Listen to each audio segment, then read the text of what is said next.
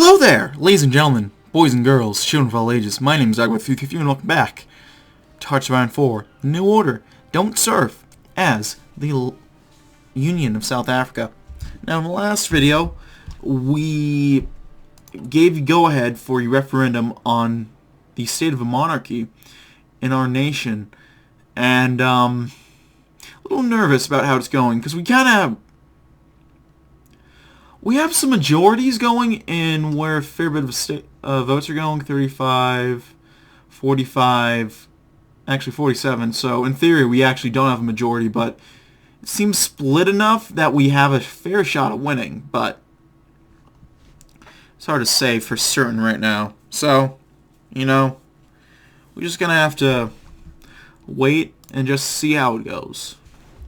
And anticipating a violent event like this, we decided that we need to talk with the African National Congress, try to get some sort of agreement going with them. We can hope, at least. We'll have to wait and see, but that is the hope.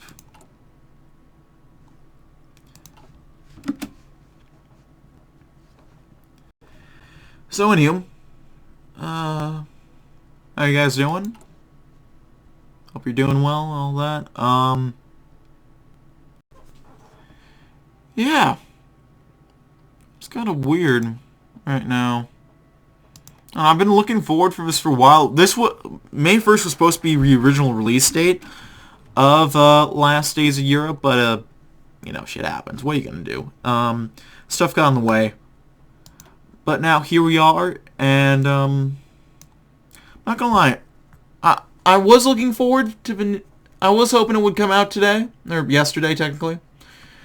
But I'm fine that they put something out, because honestly right now it's the only real thing I have going for me, because, I'm stuck in my house. So I was hoping it would come out, but you know what? They gotta take their time and all that. What do you want to do?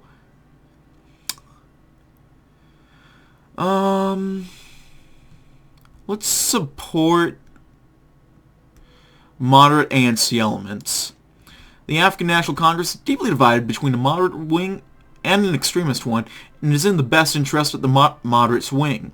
To this end, we shall support men such as Oliver Tambo and Nelson Mandela, who are willing to negotiate over the more radical elements of this organization. Secret funds and some piloted scandals should be enough to help them without revealing ourselves. On a broader scale, we shall focus our propaganda efforts towards cooperation and slow but steady reform, especially aiming the message at more integrated members of society, such as the coloreds in the Indian community, who are more willing to sit down and talk than the average black community. Given enough time, we should see a steady rise in moderate sentiments over radicalism. From there, we can find common ground for further cooperation. So a slight boost in libertarian socialism, but we'll get an extra job in a month, and lose some off-socialism support and some fascism support. So that sounds pretty good to me. That off-socialism support will be nice, and that loss of fascism will be nice. Ooh, a war in the desert. Henry Oppenheimer knew that most important organizational tasks were just a matter of getting the right people where they needed to go. And Oppenheimer was a master of organization, as he was head of De Beers Consolidated Mines. His position made him king of mining, in a country built on mining. And it wasn't a surprise that he was the richest man in South Africa, so he felt it was fitting when the South African government asked him to solve an organizational problem of their own.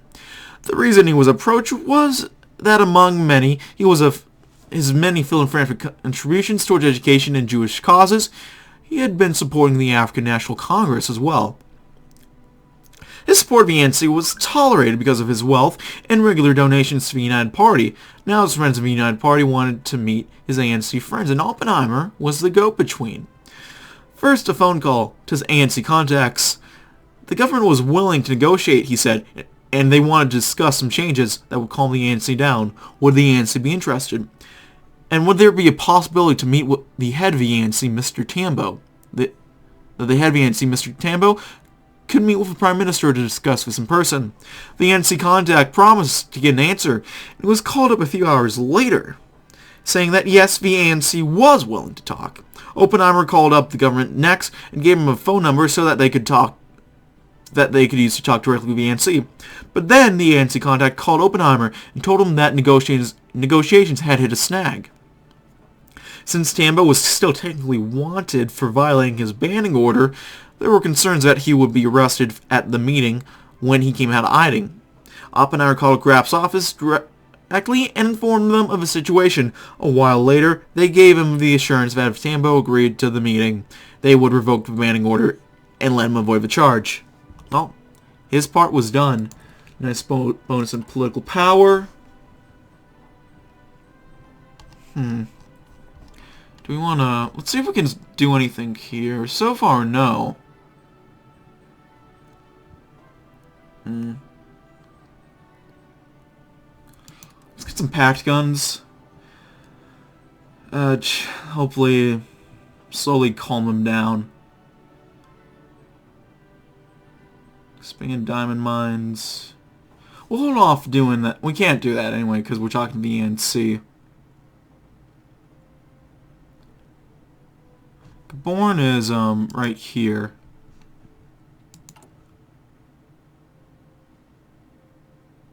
Let's go ahead and do that. Why not? And develop Oranga.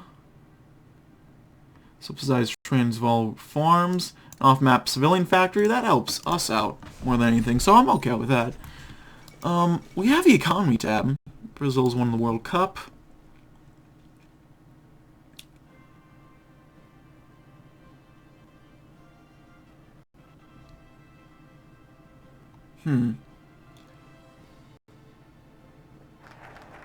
Support moderate ANC elements. Let's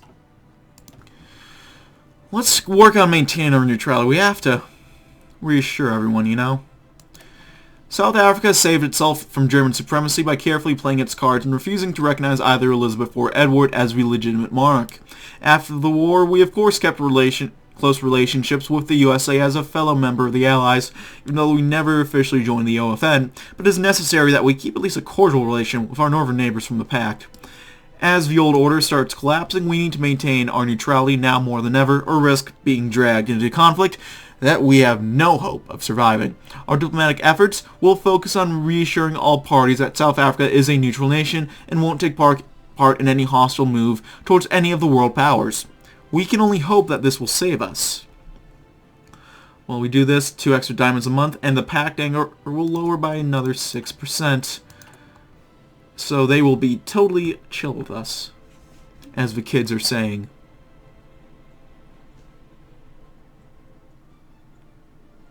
In fact, we might want to do this real quick so we can get some land doctrine bonuses.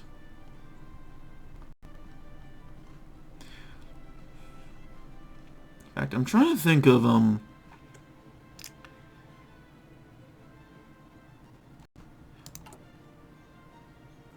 probably find a way to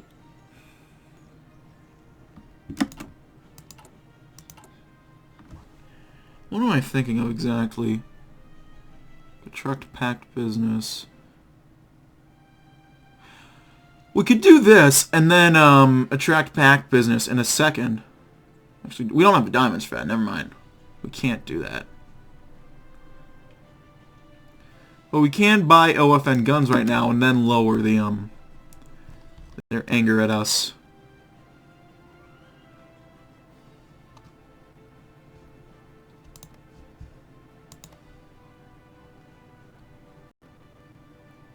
How much do I want to extend the fallback line here? It looks like we have one troop everywhere, and I think that's really the best we can hope for. So I think we should maybe keep it like that. So we're maintaining our neutrality. Let's try to sit down with Tambo. Oliver Tambo is one of the most prominent members of the ANC and a deep believer in a peaceful road towards freedom. His proposals for a full integration of a black majority into the South African nation are moderate enough to be acceptable for our political establishment, but still radical enough to motivate his followers. Our officials will make contact with him to listen to his proposed reforms, and we shall treat him as if he was the de facto leader of the council, thus helping him gather more support for his cooperative approach. Okay. Worked with me. It's going to reduce some support for monarchy. So let's try to boost that where it matters. Natal is pretty high right now. We could go for some more support in Cape. Let's go ahead and do that. We could also choose to vote, suppress voters, but I'm not too big on that. I'm thinking we might want to try Transvaal. Ooh. So how can I help you? The man said, pulling out some paper to note Packy's orders. I'll have some fish and chips along with some water, said Packy. Alright, fish and chips with water, is that all? Yes, that's all. Alright then, remarked the man, returning to the back room, presumably to prepare his food.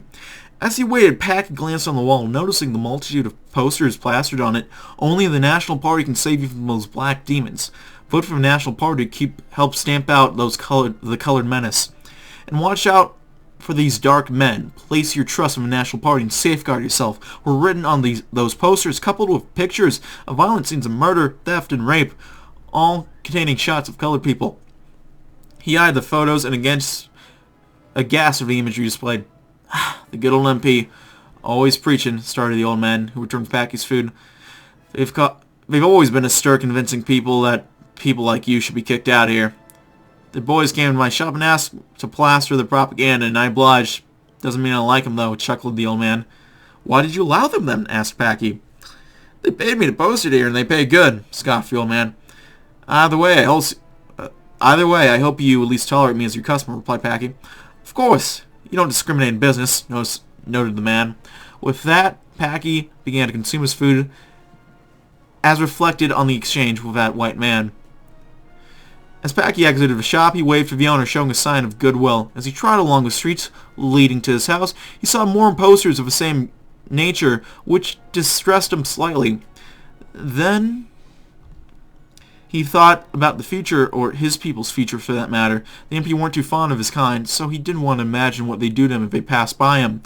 He sighed, wishing it would all roll over soon, and that he could enjoy his life peacefully. He hated to see his beloved Cape Town ruined by those Nationalist Party folk. Cannot imagine anyone being happy anywhere else in the world but Cape Town. So lose some political power and lose some monarchy support, which is not so nice. Huh. We still have high support generally. Bit lower support in the Transvaal. And it's right down the middle of Lucas. Bechuana land, however you say it. Botswana, modern day, more or less modern day Botswana. We're missing this little bit. Is it this bit? Is it this bit too? I forget.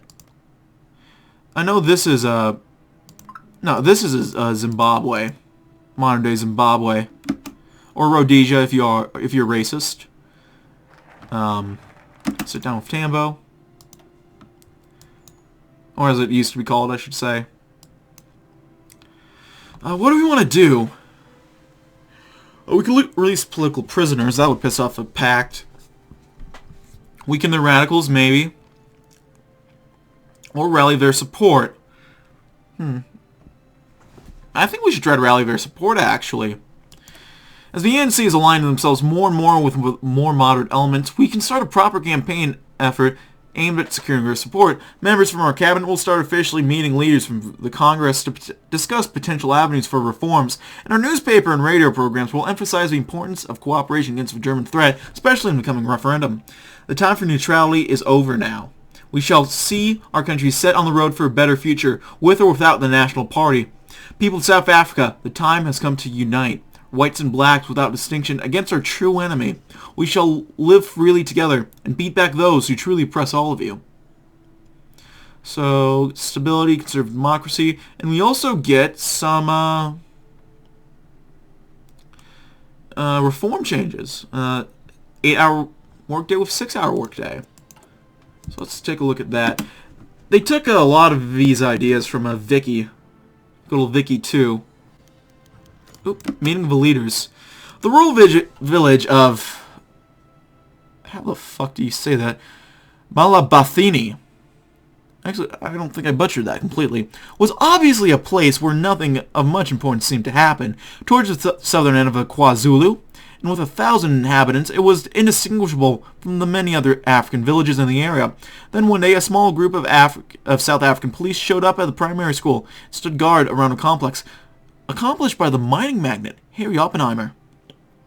Some ANC members talked with Oppenheimer for a bit, and the sound of helicopters filled the air.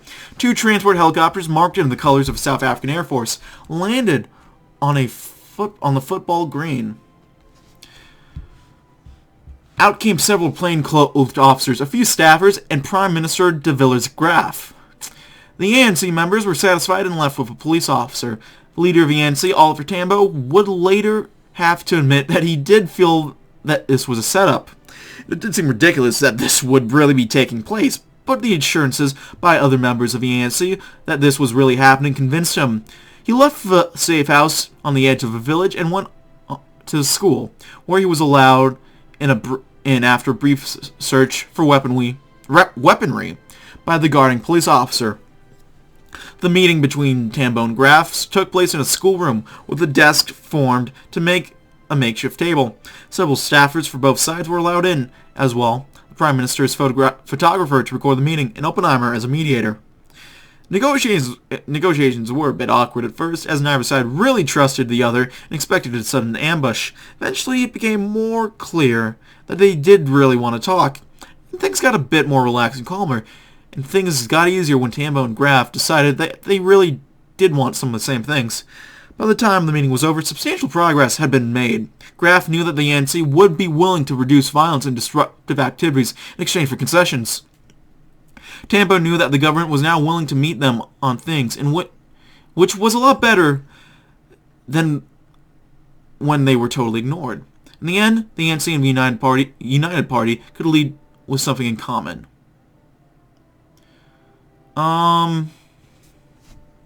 Reduce support for monarchy, or well, we're gonna lose political power anyway.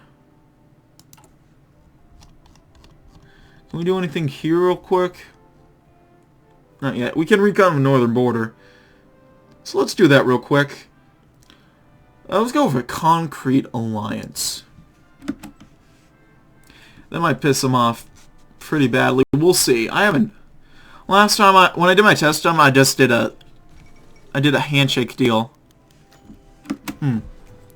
Operation Springbok has provided highly valuable intel on the border between Fields and Crusader. On the recommendation of Juliet, Green Beret units were inserted into Fields to conduct recon along the northern border. Key points of interest. Notable findings include the potential of the redacted range as a natural defense line against a Crusader offensive from the southeast. The favorability of the interior Fields terrain of Fields towards both the Crusader invasion and a joint Triggerman Torch counteroffensive.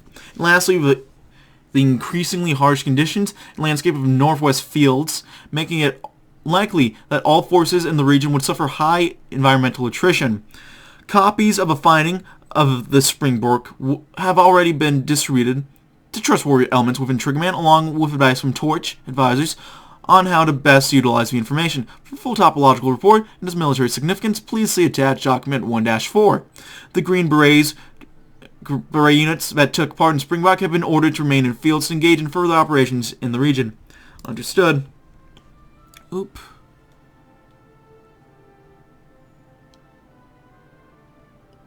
Alright.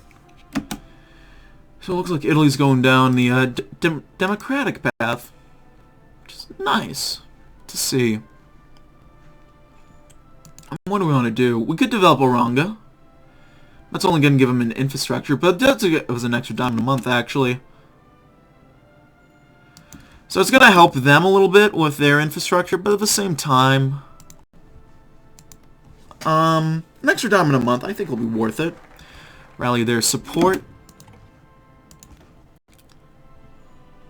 Did I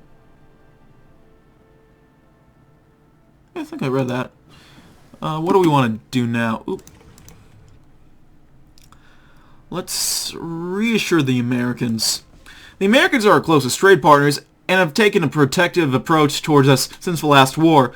Of course, they are worried about the referendum and the rising instability within our country, but we still need to reassure them that everything is under control, even though we still can't refuse all of their offers to join the OFN. That doesn't mean we can't be friends in democracy. A trade delegation will soon depart for Washington, and they will bring their usual salutes and assurances to the Americans that South Africa plans to remain a free and democratic nation for a long time. We will assure Mr. Nixon that this whole continent won't fall in the hands of the Germans. Sounds like a reasonable reassurance to make. I'm gonna go for this little...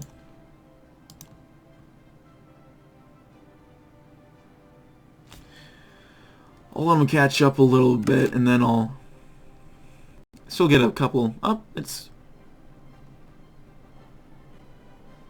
kind of going. It still needs a bit of catching up to do.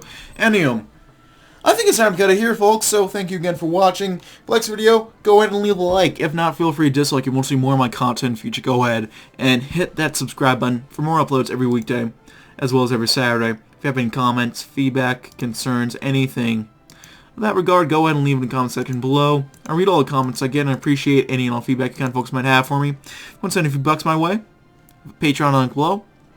If you want to chat or play games or do anything like that, the Discord down link below.